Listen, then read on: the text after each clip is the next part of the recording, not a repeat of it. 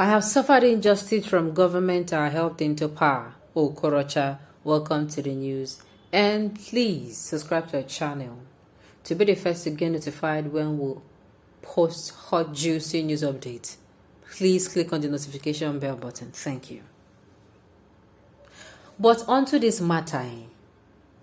If Okorocha, the former governor of Imo State, can come out and say, Omo, this particular issue, this is his issue now, what should the electorate say?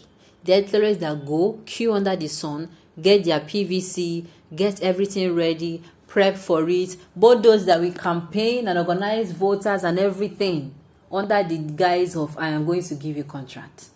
And then the person turned their back. What should we say? Oma Shiu, the news in detail, please stay with us. Former governor of Imo State and senator representing Imo West, Okorocha, tells Solomon Odeniyi about his presidential ambition and charges against him by the Economic and Financial Crimes Commission, among other issues. This will be your fourth shot at the presidency. What makes you think you will win this time? He replied, this will be the fourth time that I'll be contesting the presidency of the Federal Republic of Nigeria. The first time was in 2001, and when I declared to run for the party, when I declared to run for the 2003 election under the All Nigerians People's Party, I had a very colorful and beautiful outing. But at that very election, President Muhammadu Buhari emerged as the candidate of a party. If you recall, there were certain disagreements. Some people walked out of the convention because the governors of the North insisted that the presidency must come from the North, and that was why President Muhammadu Buhari emerged as a presidential candidate for the ANPP. Then in 2006, I declared again to run for the position of president on the platform of the PDP. At that time, I came into the PDP barely 2 weeks to the primary. I came second to President Umaru Yusuf Yar'Adua of blessed memory. Again, the PDP has done the presidential ticket to the North because President Olusegun Obasanjo had finished his tenure for 8 years.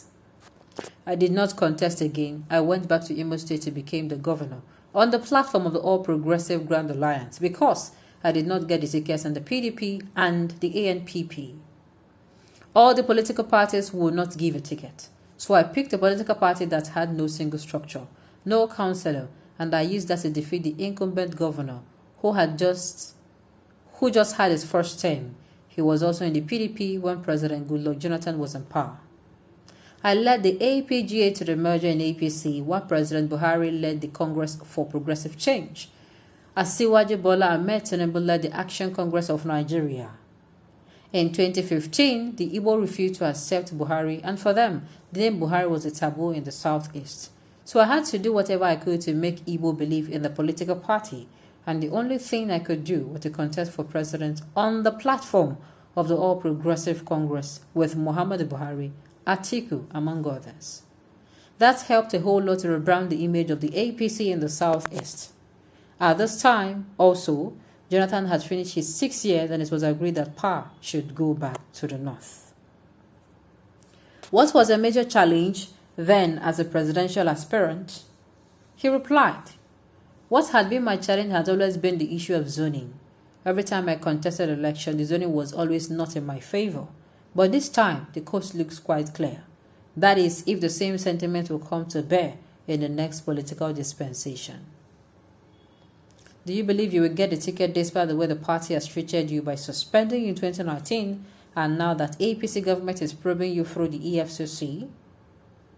He replied, I will tell you how the APC was formed. I am a stakeholder in the party, the same as Asiwaju and Muhammadu Buhari before he became the president. We are 4 individuals that form the APC, and a man cannot just abandon a house he has built. I do believe that this harassment and intimidation is political and to ensure that I do not run for presidency in the APC.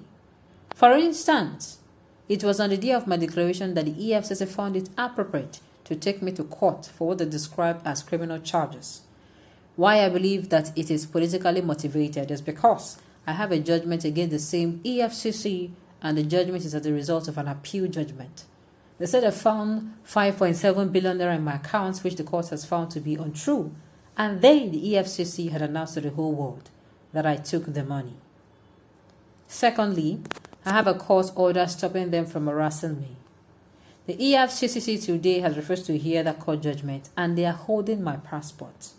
They have been told to release my passport in court, but they refuse to do that. I have a damage claim from them for 500 million naira, and they have refused to pay it. Rather, what they do is that for any judge that gives a judgment against them on my case, the judge is harassed. It is either they ask them to resign or change the judgment in their favor. So it is quite strange for the EFCC to be acting as such. I'll demand justice at the appropriate time. If you did not obey the judgment of the same court and cannot obey the law that set them up, is it until they desperately get something, even if it is not right against me, that they will ask me to obey? I have suffered a lot of injustice in the hands of a government I helped to form. Secondly, I had a judgment against Oshimola in Imo State when he dissolved the executive illegally and handed over the main structure to the governor of Imo State against the people that were duly elected. We went to court and got a judgment against Oshimola. The same party had refused to obey the church judgment, which has not been overturned by any court. The Court of Appeal upheld it, and they have refused to allow the executive recognized by the party and law to assume that position. You can see I have the right to demand justice. Were you at any point discouraged by this experience? He replied, all this cannot shatter my ambition to rule this country. Becoming the president for me is an idea whose time has come and is not within human capacity to stop it. My intentions are quite good, so for me the presidency is a burden and not an asset. It is a big burden which I have on my way to excuse myself. I would have. But the passion and division in me would not. I have two persons in me struggling for this post. My carnal person would say no, but my inner person would insist that you need to make this country a greater nation. The EFCC filed 2.9 billion naira fraud charges against you on the day you declared for presidency. Do you think it was a coincidence? He replied, that would have been too much of a coincidence, because normally if there are such criminal charges, they will serve you. Till today, I have not been served. I only heard and read about it in the newspapers, television, and social media that I have been charged to court for criminal activities. I think the EFCC has not been fair to me. This is not the first time they will embarrass and harass me. They have done this several times. First, it was my arrest against the court order, which said I should not be arrested because at that point, both Imo State government and the EFCC were investigating me on the same matter. Let one person investigate me while the Imo State government set up a panel. The EFCC was investigating me on the same matter. They were busy tearing the property of my wife apart and struggling over who takes over the property without any proven case. But what the issue is now is that the EFCC sometimes ago announced to the whole world that they discovered 5.9 billion naira from me, and there is nothing like that until today. The EFCC has not apologized for that. And this reason, I went to court and the court said, no, you prejudge this gentleman. What a story. On this note, we've come to the end of the news. We say thank you for tuning in to listen. Until I come your way next time, enjoy the rest of your day.